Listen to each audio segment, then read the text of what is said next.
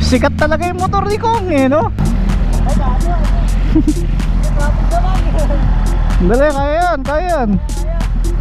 Oh, dito lang, pupunta akong Manila. Oo.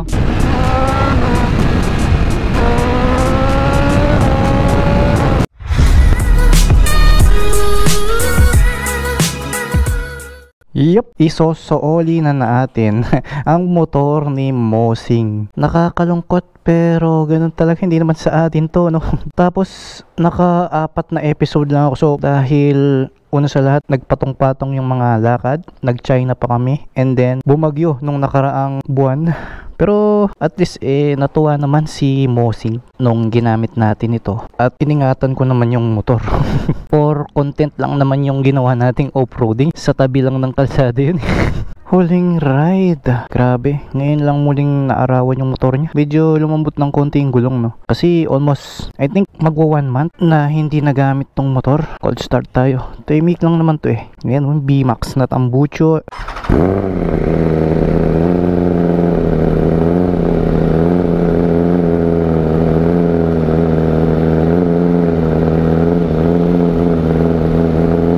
Tining ng tunog, no? Yan, tapos unti-unting bababa ang RPM. Diba? Nag-match po yung carbon fiber niya dito. Pag ganun yung pattern, pag ganun din yung pattern, ano, ayos. Ewan ko lang kung aalisin pa ni Mosing yan, no? Yehey! Naka-rain mode. Ayun, road tayo. Or dynamic or race. Yan, sa race tayo para aggressive. Okay, let's go.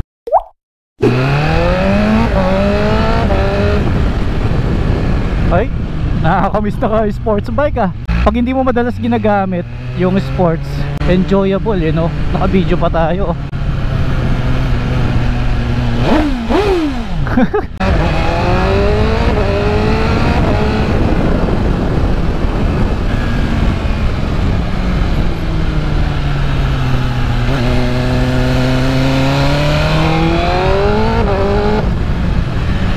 Ang napansin ko dito sa motor ni Mosing, no, para mas enjoyable yung pag-shift natin, pag kakambyo tayo using quick shifter, huwag mong bibiglayin na sisikwatin pataas. Kailangan lagyan mo muna ng konting pressure, yung parang didiinan mo muna, tapos tsaka mo ipapasok para smooth yung pag-shift nya.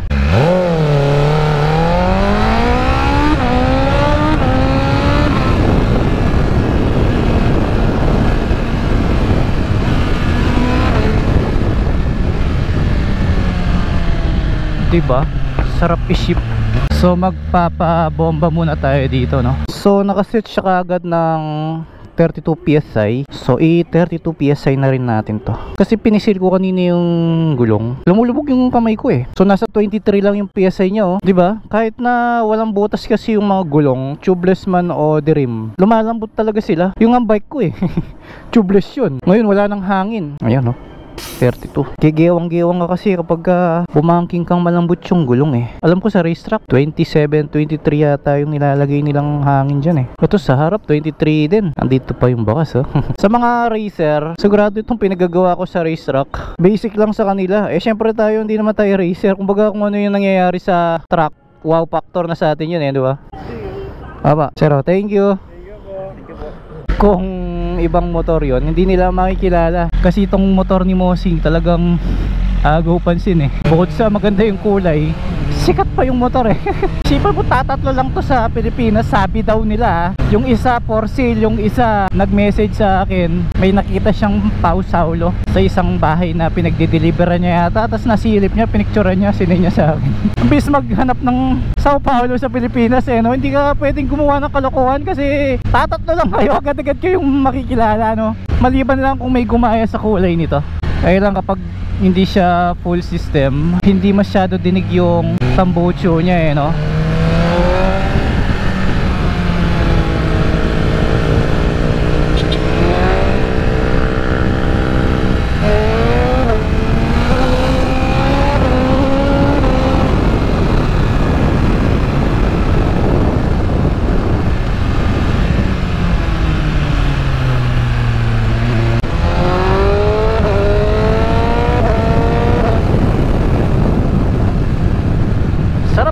binibigyan ng pressure yung cambio bago mo sikwatin. Ang smooth ng pasok niya, talagang nanggigigil siya. Ate, pagas muna ako dito, 2 bar na lang tayo. Nung nakaraan walang premium dito eh. Ay hindi, baka magalit si Mosing, sa Shell na lang pala tayo. Baka mapanood niyo yung video, hindi natin kinargan sa Shell, no? Sorry. Nawala sa isip ko. Nasanay kasi ako sa mga Kawasaki bikes. Oo nga pala, hindi nga pala sa atin tong motor. Pero mabilis itong S1000, lalo na sa arangkada compare sa mga bikes ko. Yan, kanan tayo dito. Yung pagsampa mo, ang gaan niya eh. Kahit na literal na mabigat yung motor, pero pag dinadrive mo, yung feeling, sobrang gaan niya. Kilala ko yung gas pump attendant. Classmate ko to nun eh.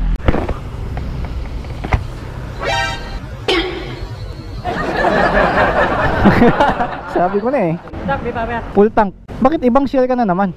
Lipat ako? Pero dahil Shell ka dati, okay lang palipat-lipat, madaling ma-hire, no? Parang, advantage ka na. O syempre, di ba? Experience yun eh. Parang nung ako, Jollibee. Pag nag-apply ka sa Jollibee, bilis mo matanggap, no? Nagaling din ako dyan. Kaya nga. Nagmangin na sa laot, tapos taga na pa Greenwich. O, Greenwich. Hindi Greenwich. Ginawa mo magkukulam mo. Pero doon ka pa rin nakatira. J. Pineda. Ah, okay, goods. Wala namatay yung papa ko, nangita na, sige na. Oo nga, no? J. Pineda na. Dati P. Gomez, di ba? Di ba, upahan natin. Ay, oo nga pala, no? Yung may second floor, no? Doon din yung asawa mo. Oo. Pero nagtatrabaho siya ngayon. Ah, sa bahay lang din. Ah, okay. Naalagay yung mga bata, no? Ilan na ba anak mo? 5. Ang dami mong anak. Sipag mo. Ano yun, apat na babae sa lalaki. Ah, buti naka-isa kang lalaki, no? Oo. Pang-apat pa siya. Okay, sa bahay nga yung asawa mo kasi ang dami mo palang anak eh. Pero yung iba, nag-aaral naman, di ba? Malalaki na, di ba? Oo. 11 grade 6. Oo. San Matias din? Op. Ano lang, 760 mo? Para maganda. Okay na yan. Yan. Mahal magpas eh. May sticker na. Oo. Teka, may Go Plus nga pala ako ah. Ayan. Yan yung classmate ko dati, tropa ko dati. Hindi, tropa pa rin naman ngayon. Kumbaga, mga kalaro ko nung bata ako. Si Gary. Ayan, lagi sa Shell nagtatrabaho. Maganda dito sa Shell eh, no? Buti pa yung mga pinapasukan yung Shell, malalaki, no? Like nito, may wash bay, auto detailing, no? Kompleto eh, no? Si sticker mo. Yan, no? Dinamihan ko na. Saan pupunta? Las Piñas. Las Piñas? Oo.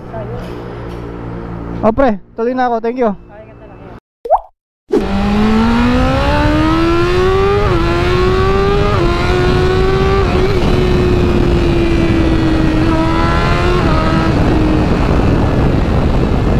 Maangat yung motor eh, kahit nakadapa na ako eh. Para lumulutang yung gulong sa harapan eh, no? Ayan na, puro kaskas yung kalsada.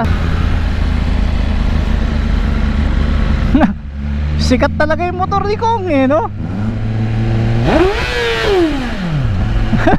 Buti hindi ganun kataas sa akin yung motor eh, no? Ay, dati ako. Traffic naman. Dali, kaya yan, kaya yan. Oh. Ito ba? Dalawang.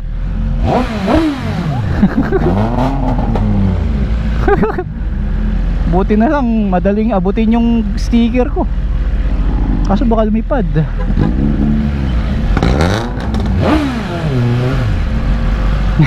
Saya naman gamitin ng motor ni Mosing, no? Hindi kaya siya na napapara din sa navigator niya. Kasi ako, yung navigator niya na sasakyan, alam ko yung ano niya eh, yung may something doon na alam mong sa kanya eh. May gas-gas yun eh. Sa bandang kaliwa ng dyan sa may taillight niya sa kaliwa, maiba lang. Alam na alam mo, malayo yung binyahe ng mga to. Couple pa sila oh. Ang laki ng box. Nasa 60 liters siguro yan. Mukhang magkakasama sila oh. Oh, ay hindi sila nag-isnaban eh. Naka-jogging pants lang sila eh, no? Ingat kayo guys. Enjoy the ride. Parang ako yung naiilang dun sa rider, ay sa driver kasi wala siyang gloves. Tingnan mo, wala siyang gloves oh. Init niyan. Pag gamit mo tong motor ni Mosing, parang hindi ka dayo sa lugar eh. Sana makakita pa ako ng nagwawash ng motor doon banda sa kanila para malinis ko pa yung motor bago ko ihatid sa bahay. So ayon sa kanila, sa oras na ito, alauna, papunta daw sila ng BGC, no? So So ang balik nila sa bahay malamang alas 3 na ng hapon. Pero di pa sigurado yun, syempre di ba? Hindi mo alam yung posibleng mangyari. Kaya ipapawash muna natin to. Ay oo nga pala, katatapos lang pala ng November 1 nung nag-vlog ako. So pauwi ngayon yung mga bumisita sa mga puntod, umuwi sa probinsya nila, kaya pala. Pero masaya yan, ay nakamotor lang, tapos biyahe ka ng malayo, dala mo lang yung tama lang na gamit, damit ganyan. Sobrang tipid ng biyahe mo dyan. May mga nagtatanong bakit daw di ko sinasama yung misis ko sa ride. Eh hindi talaga pwede dahil siya yung nagbabantay sa anak ko eh. 1 year old pa lang yung anak ko. Hindi naman kami mayaman para kumuha ng katulong, di ba? Or babysitter. Ayan na, nangangawit na yung palad ko. Parang naiipitan ako ng ugat sa palad, tas nawawalan ng nerves or pakiramdam yung thumb ko. Ito, bagay yung helmet niya sa motor. Ito pa, green. Ha? Dito lang, pupunta ako Manila. Oo.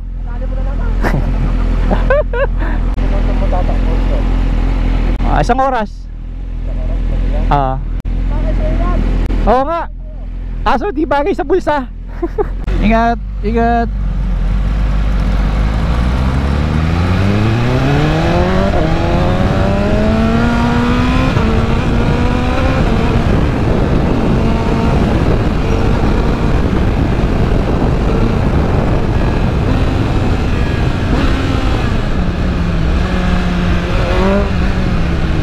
Kung magtatagal pa sana yung motor sa akin, may nag-i-sponsor ng ceramic coating to, tapos bagong gulong. Eh syempre ano ba, matagal na yung motor eh, di ba? Parang baka isipin nila gumagawa lang ako ng dahilan para tumagal sa akin yung motor. Pero sa totoo lang, after ng photoshoot namin sa kunyari off-roading, hindi na nagamit yung motor. Dito medyo nahihirapan akong gumanyan ganyan kasi malug yung ulo ko dahil nakasubsob tayo.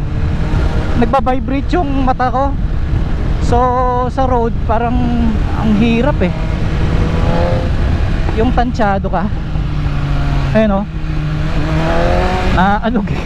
Dahil mas mabigat sa akin si Mosing, kaya matigas yung pagkakaset ng suspension niya. Siyempre ako mag-aana ko, so tumatalsik yung katawan ko pag nalulubak. Ayan o.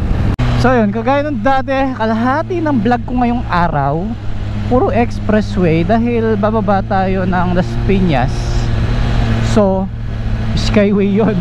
Kaya lang syempre gusto ko namang bumaba para doon mag-vlog. Kaya lang ewan ko, parang ang sarap lang kasing dumaan sa skyway, tas pagbaba mo nandun ka na. So paano kaya ang gagawin ko, no? Baba kaya muna ako sa ibang lugar bago ko tumuloy sa kanila, kasi pagbaba natin ng Las Piñas, ayun na yung sa kanila eh. Baba kaya ako ng Buendia, no? Total mukhang hindi naman masyado matraffic ngayon eh. Okay, so hindi ako sure kung may load pa yung motor. Alam ko nasa 4,000 pa to, no? Kasi nung pinahiram sa akin to 7,000 yata yung load. Hindi ako sure ha. So tignan natin kung magkano na lang. Uy, 7,000 pa rin. Grabe. Naipang layo-layo ko na ba to? Parang hindi nagamit ah. Mosing, salamat ah. Pero yung load niya is 7K pa rin ah. Hindi ko inubos.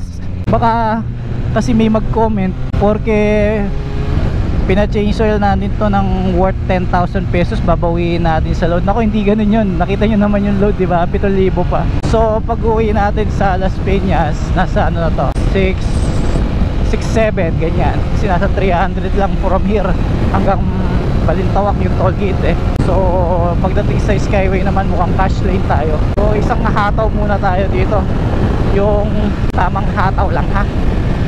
Let's go.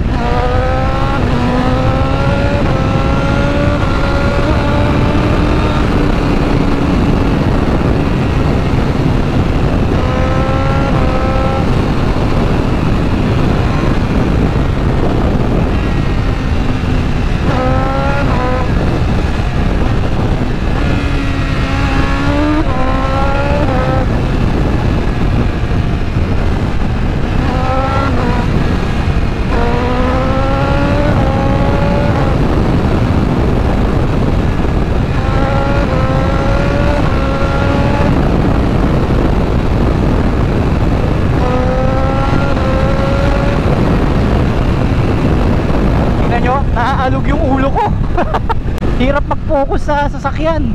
Okay, tignan naman natin ang load. Ayan, sabi ko sa inyo 6782 yung natirang load. Ngayong isosoli natin ang motor ni Mossy.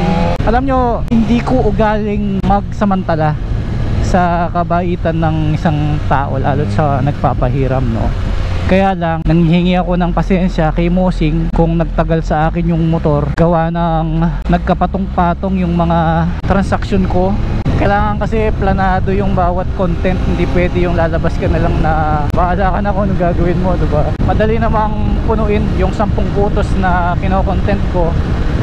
Pwedeng ipa-car wash, ipa-ceramic coating, ipa-PPF, diba? 3 content na yun. Or gawin natin isa, sige. Tapos palit gulong, i-long ride, di pa natin nagawa, diba? Tapos bala ko sana ipa-benta kay Red Sweet Potato, pero content lang. Kumbaga gusto ko lang malaman kung magkano yung presyo nila sa motor na to, kasi ito ay kulang-kulang 3 milyon, di ba? Tignan natin kung ano yung posibleng iswap, di ba? Yung presyo, para may idea yung iba kapag gusto nila bumili ng ganito. Hindi ko lang sure kung nabenta na yung isa pang ganito, no? Mukhang binibenta yata nila yun, nasa 2.4, 2.2, gano'n, something like that, gano'n. Pero may konting upgrades na rin kasi ito, lalo na sa engine cover. Mahal din yun, para makita mo yung clutch mo. At syempre, kay Com mismo galing yung bike, so mas mataas yung value niya, di ba? Sigurado ang bibili naman nito kung sakali mang ibebenta ni Mosing is yung mga subscribers din niya, di ba? Maghanap sana ako ng karinderya doon banda sa kanila, pero baka wala akong makita. Dito na lang ako sa Dunkin Donut. Ayan, sakto, lalabas yung truck. Nako, atras yung kotse. Sige, bigay na natin sa kanya. Okay lang yan. Sige, park na po kayo. At madali naman isingit yung motor. Okay lang yan. Mas kailangan nila. May kasama siyang bata Isingit ko na lang sa gitna ng dalawang sasakyan. Unahan pa. Okay lang yan. Dito tayo. Marami pa dyan. Ayan di ba? Di ba? Sabay-sabay pa nag-aalisan.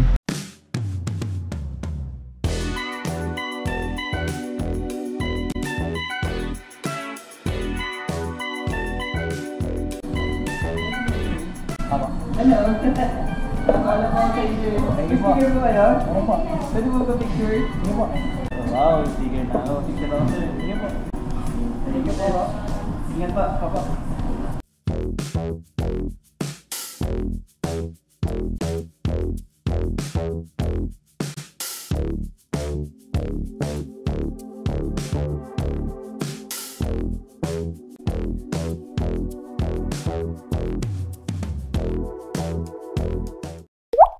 Success! Lakas ng boses ko no? Wala kasing ibang tao Ayan, mukhang madami ang gustong kumain. Ang malala dito yung Starbucks Yan nagkukos ng traffic dito. Kasi pag yung pila lumagpas na dyan, pati yung mga gustong mag-exit sa expressway, napapapila din sila Aba, meron silang tents dito. May security.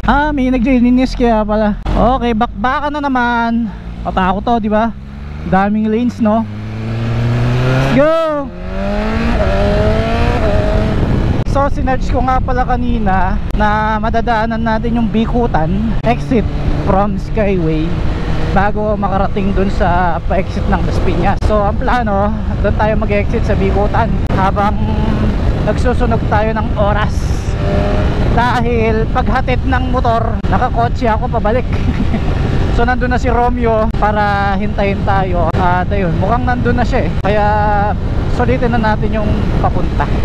Dahil pagkatapos ng video na ito, sa next vlog natin is Tagaytay na. Hindi ko lang sure kung anong araw.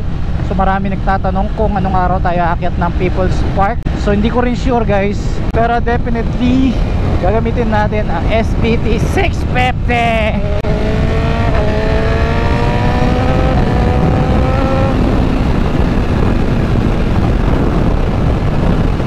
May problema nga pala ako. Pag bumaba ako ng Bikutan, paano ako magnanavigate? Wala nga palang cellphone holder tong motor niya. Ayun, may load pa. May 1,100 pa. So magnanavigate ulit ako ngayon. Pahinto-hinto tuloy ako. Ito yung Google Map. So bababa tayo sa Sukat. Okay, ayan Sukat. Ngayon, pag sa Bikutan tayo mag-exit, O paano na, di ba? Paano ka magna-navigate? Sticker, sir. Ito, wala pa kami sticker mo dun sa may ano namin, sir eh. Ay, yung... Dami na Okay. Thank you, sir. O, ito. Thank you. Marami na kami. Sige po. So, yun. Mapipilitan tayong bababa ng Sukat. So, gusto ko sana bumaba ng Bikutan. Paano natin ilalagay dito yung phone? Wala tayong magagawa. Maliligaw ako. Lalo tayo magtatagal. Abutan tayo lang gabi. Ganun talaga. Ayan yung Bikutan. Exit. So, dapat dyan ako bababa. At pagkatapos ng Bikutan, Sukat na. Sayang oh. Nakapag road trip sana tayo oh. Eto na ang Sukat. Hindi ko sukat akalain na nandito na naman ako. At mukhang traffic pa sa toll gate ha. Dito sa Sukat palaging traffic dyan eh no? Dyan ko winaswas yung motor na to eh nung kinuha ko eh. So let's proceed at doon tayo sa ano, RFID. Pero sa totoo lang no, kahit na naka RFID ka, yung cash lane dito is pwedeng RFID and cash. So kapag nakita mong maiksi ang pila dito, kahit na RFID ka at cash ito, pwede ka pa rin dito kasi dual purpose naman yan. Ayan, tignan natin. O, diba? Ayan o, kitang kita diba? Traffic. O, tupin natin yung side mirror. Huwag sana ako lalagpas doon sa kanto nila. Hindi ko pa rin master eh. Ang maganda doon sa lugar ni Namosing no, pagpasok mo doon sa village or subdivision kung ano man tawag doon, kumpleto eh. Kumbaga parang wala ka pa sa loob ng village, parang nasa labas pa rin ng village kasi may ano, gas station yata, may restaurant, may mga karinderya, restaurant na malalaki, supermarket, basta kaya naman nagustuhan ni Mosing doon no. Kung may pambili lang din ako, yung mga ganyang klaseng village ang maganda, diba? Pero masaya na ako dun sa lugar namin dahil kahit maliliit ang bahay, kumpleto. At lahat na ng binibili mo, pwede mong orderin online dahil talagang sakop na sakop ng mga Grab, Lalamove, Foodpanda, diba? Paglabas mo sa highway, may SM pa. Naku, lagi ko sinasabi yan kasi talagang amazing. Palit lang ako ng baterya dito para tuloy-tuloy na. Dahil wala tayong cellphone holders, so tinignan ko yung mga landmark. Nandito tayo sa Phoenix. Tapos may madadaanan daw na Shell. Pagkatapos ng Shell, merong baliwag, lechon, manok. At kakaliwa na ako. Wala na bang iba? Monel Street. Okay, so papasok tayo sa President's Avenue. Nice. So malapit na lang yon no? Plus 3 minutes daw dahil matraffic dito no? Sa tagal na rin ng motor sa akin, sa totoo lang, nakalimutan ko rin na nasa akin yung motor niya. Siguro ganun din siya. Nakalimutan na rin niyang may motor siyang ganito. Kasi hindi naman talaga pagmumotor ang number one na ano niya eh, pinagkakabalahan, di ba? Kung ako nakalimutan kung may motor siya sa akin, what more siya, di ba? Okay, so may nag-trending ngayon na may pinatupad na bagong batas ang LTO, di ba? Na kailangan sabihin sa LTO kung nagbenta ka ng sasakyan, at para sa mga bumili naman ng sasakyan or motor, kailangan ipalipat sa pangalan mo. So, ang daming bumatikos dyan. Siyempre, ano siya eh, proactive man tawag. Hindi ko alam yung ibig sabihin ng proactive. Basta, kahit na ilang taon mo nang binenta ang sasakyan mo, lalo sa'yo nakapangalan, kailangan i-declare mo pa rin sa LTO na sold. Ngayon, buti na lang at na-postpone yan dahil, sipin nyo aabot ng 20,000 to 40,000 yung penalty. At pagkatapos, makukulong ka pa. Di ba? Although wala naman tayong magagawa eh. Pabor o hindi, ganun talaga yung batas eh, iba. Pero isa tayo sa maapektuhan yan dahil meron akong motor na binenta noong 2017, mga ganon. Sa akin nakapangalan yun dahil brand new. So, sa tagal na ng panahon na yon, hindi ko na alam yung deed of sale, hindi ko na nga alam yung plate number noon eh. Mio Sport yun eh. O paano ko i-declare ngayon? So paano ko sasabihin sa LTO kung ano yung motor na binenta ko? Kasi hindi ko na alam yung plate number, di ba? I mean, kahit nakamalian ko yun, syempre i-declare mo nga. Paano i-declare kung hindi ko na alam? Hindi ko na rin alam kung nasan ko nalagay yung deed of sale or kung may deed of sale pa. Di ba? Yun ang problema doon. So paano yun? Tatanggapin na lang natin na bayaran natin ng 20,000 pesos, di ba? Kaya wala eh, ganun talaga. Ako eh, isang motor pa lang yun. Paano pa kaya yung mga buy and sell or di ba, yung mga maraming sasakyan sa bahay nila na ibinenta? So bitin tayo dito. Yun ang problema sa sports bike. Abanti tayo ng konti. Ayan, may bike kasi sa kanan eh. Alright. Okay, Petron pa. Ayun yung Shell. So, pagkatapos niyan is tama ba, Baliwag Lechon or meron pang siyang Shell doon. Bahala na. Dapat sa kanan ako eh. Naipit na ako. Okay, pasok tayo dito sa jeep. Okay, so ngayon ay postpone na nga yung batas na pinatupad ng LTO. So, ano kayang mangyayari next time? Siyempre, may babaguhin dyan. Kaya nga pinospone kasi para pag-aralan pa. Although tama naman yung sinabi ng ibang vloggers. Lalo na pinapanood ko si Tusog, yung kilalang content creator sa TikTok na mga car guy siya. Then sabi niya, ba't kayo magagalit kung obligasyon naman talaga ng mga seller at buyer na ipalipat sa pangalan nyo at i-declare sa LTO, di ba? For safety reason na rin. Kasi marami ang mga naka-open dedupe sale. Ngayon, pagka nagkaroon ng issue, yung isang sasakyan, nakagawa siya ng mali, no? So, paano nila mahuhuli yung driver, di ba? Kung hindi sa kanya nakapangalan yung sasakyan niya. Tama naman, kaya lang, ang inaalmahan kasi ng marami, so maganda yung hangarin. Yung penalty kasi, isipin mo yung 20,000. Alam mo, bumili na ako ng motor noon na Rusi sa halagang 11,000 pesos. Isipin mo yun kung sa akin nakapangalan, binenta ko, hindi ko dineclare sa LTO. Magbabayad pa ako ng 20,000. Mahal pa yung penalty dun sa halaga ng motor.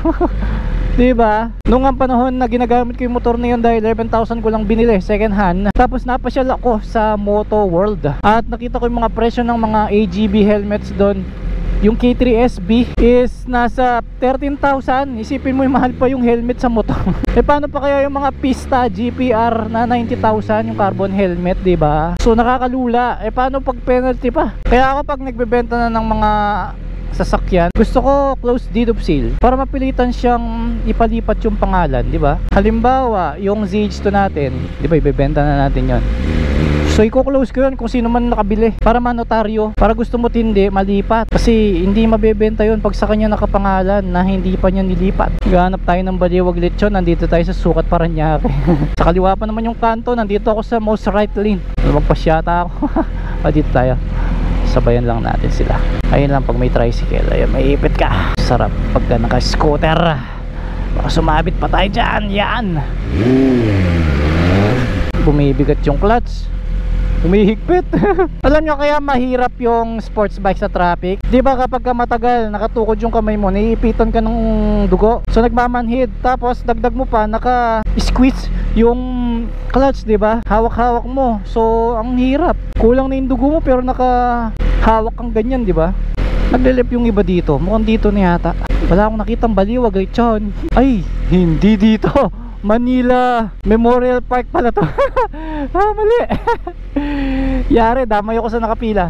Lumagpas nga ako pero hindi malala. Meron din kasing papasok dun eh. Puro sarado kasi yung Center Island dito eh. Ay, hindi ba yun? Dun yata oh. Parang, ay hindi, kumpanya. Yari tayo, wala tayong nakitang car wash. Dito. Hindi ba dito? Pwede pang pumasok dyan?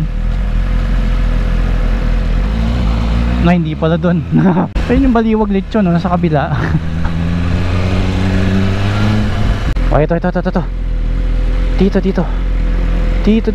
Ito, United Paranaque Subdivision. Tama kaya ta. Okay, silip muna tayo sa cellphone. Alright, tama. Eto na nga, pag nag-blue siyang ganyan, tama. So susundan lang natin yung main road. Okay, mas payapa palang pumasok dito eh, no? Ayos, maganda yung entrada dito ha. Pero kailangan mag-iwan ng ID dito. Dito hindi maselan. Ayun oh, daming tindahan, di ba? Nasa loob na tayo ng subdivision eh. Walang car wash. Ayun oh, car wash oh. Pa-car wash tayo doon. Hindi ako papayag na isusoli ng madumi ang motor. Pagbasa siya, ibig sabihin operational pa rin. So dito, palinis natin dito.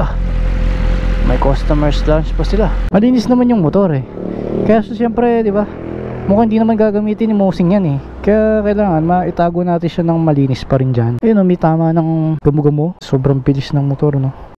Yun, sobrang linis. Problema lang, basa yung atrasan natin, you know? Pero okay lang yun. At least nandito na tayo, di ba? Ang sarap pagka pinalinis mo yung motor mo. Kahit madumihan ulit, okay lang kasi hindi naman ikaw yung napagod. Ganda dito, ba't parang hindi maselan dito? Baka meron pa akong dadaan ng gate. Kasi dun sa isang gate na pinasukan ko, nun mag-iiwan ka ng ID. O baka dahil dun lang yun. Kasi madalas dinadaanan ng mga sasakyan, ganun ba? Daming tindahan, oh. maganda. May gate pa sa loob ng subdivision. Parang dito ako naligaw nun eh.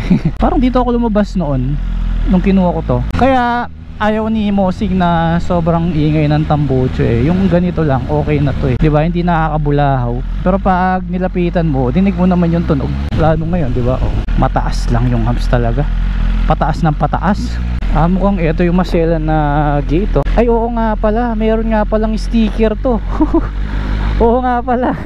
Nakadikit nga pala dito sa harapan. Kaya pala di nasisita. Okay, so ito na yung mas tahimik, mas residential type na ng mga bahay, no? Hindi na for dual purpose or pang business eh, no? Nako, naligaw ako. Okay, mali yung dinaanan ko. Dapat didiretso dun. Yan, ganyanin natin. Total low speed naman tayo dito. Nag-tour tayo sa ano sa division nila. Baka malaglag, nakakatakot. Bumalik ulit ako. Ay, nakikita ko sa kamay ko. Mali. Buti na lang at di ako nangamote dito eh, no? Mahalata ako pabalik-balik. Tignan mo, pinapabalik na naman niya ako. Sige, ulitin natin ha. Babalik ulit ako. Hirap. Siguro lumagpas lang ako kanina na instead na kumaliwa ako, dumiretso ako sa may village. Binuksan naman ng guard yung boom niya, no? Ano na, sakto lang tayo, alas 4. Yung mga gate kasi dito na sarado talaga. Alam mo yung pagka-curfew ganon. Parang ito eh, parang dito ako kakanin. Grabe yung kalsada, nakakalito na. Yung mga bahay dito, old designs na talaga eh, no? So, kaliwa. Ay, tingnan nyo yung kaliwa. Grabe, niligaw niya ako. Buti tahimik lang ang motor. Ay, lalabas ulit tayo. Eto, final na to. Wala talagang ganun eh. Sobrang ligaw eh, no? Labas ulit tayo ng highway. Kaya yan ang masasabi ko, hindi madaling puntahan ang bahay ni Mosing. Maliligaw ka pa. O, balik sa highway ulit ako ngayon. Ako sa kabila pala. Kailangan mag U-turn. Yung short ride ko naging long ride. Yun, sakto. At pala dito na ako lumusot kanina eh, no? Kita mo, layo pa pala. Ayun, may stoplight doon.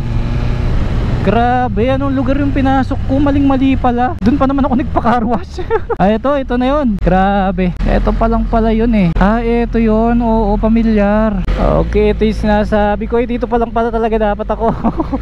Nagkalito-lito na. 3 kasing pwedeng pasukan pero hindi lahat lulusot sa lugar niya. So ito pa lang pala yun. Ito yung pinaka main entrance nila kasi mas marami yung mga tindahan dito eh, no? Pero siguro blessings in disguise na lang din na doon tayo pumasok dahil mapapakarwash natin yung motor, diba? Dito walang car wash with valid sticker. Okay, may valid sticker tayo. Oh, diba? Smooth. Yun yung sinasabi ko, mag-iwan ka ng gate. Doon pa lang pala yun. At dito, bawal mag-iwan ng driver's license. Kailangan any government ID. Kasi nga naman, malaki masyado tong lugar na to. Pag iniwan mo yung lisensya mo doon, wala kang dalang lisensya habang nagmamaneo, diba? Eh, sa laki ba naman neto? Kita mo, 3 beses na akong bumabalik dito pero nalilito pa rin ako. Ay, pagkasarap naman ito. Inom muna ako dito.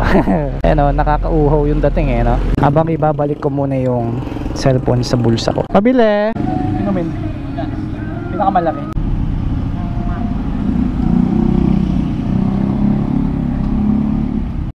Let's go! Uy, may nakita akong kotse. Oh, ganda! Parang yung kotse ni B-Bikes Evolution 7. Pero magugulat ka, kahit na hindi siya brand new, no?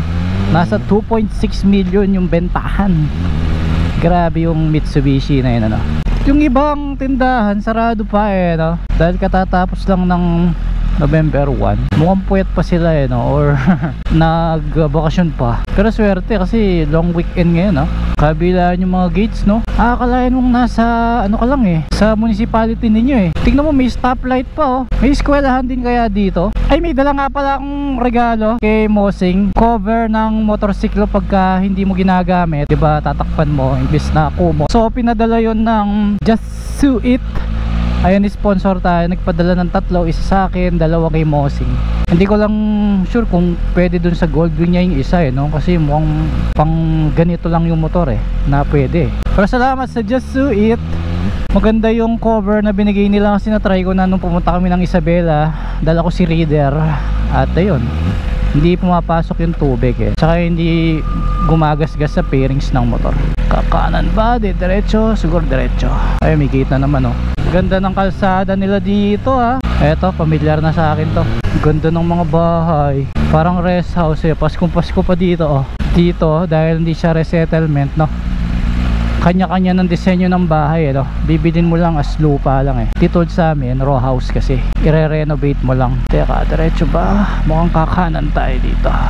Ayun, kung nanonood ka man Mosing, maraming salamat at pasensya na kung medyo natagalan yung motor. Pero ayun, sana natuwa ka sa mga contents na ginawa natin sa kanya. At wish ko sana hindi pa ito yung una at last.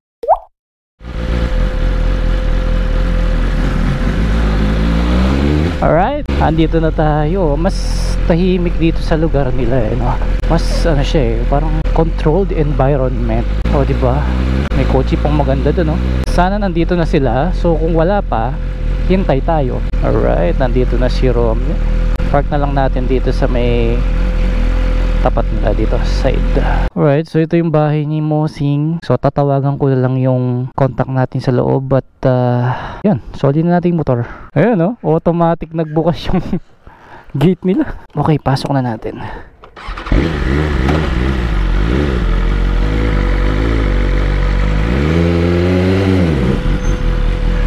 Alright, welcome back. Bibigay ko pa yung cover ng motor niya, ma'am. Wait lang po. Ayan, yan. Ayun may mukha niya di ba? Okay. May pangalan yung niya ma'am. Yung cover niya Yung susi, sa'yo ko na lang bibigay ma'am. Tapos ma'am, ito pa yung isang motorcycle cover. And then ito po yung tambucho niya ma'am. Tapos yung ibang accessories ng motor ma'am sa'yo ko na lang iwan. Yung sira. Hindi po, hindi po. Tambucho po niya. Pinalitan kasi yung tambucho niya. So ito po yung tambucho niyan. Pasabi na lang po. Apo. Thank you po. Tuloy na po kami. Tuloy na kami. Bye-bye. Thank you. Let's go. Galing ng gate nila Automatic nagbubukas Kahit walang tao Kahit di Halloween, matatakot ka okay. Thank you. Pwede mo ka-shoutout? Sige po. Shoutout mo sa ate ko si Des po. Thank you. Ayun, shoutout kay Ma'am Des. Thank you.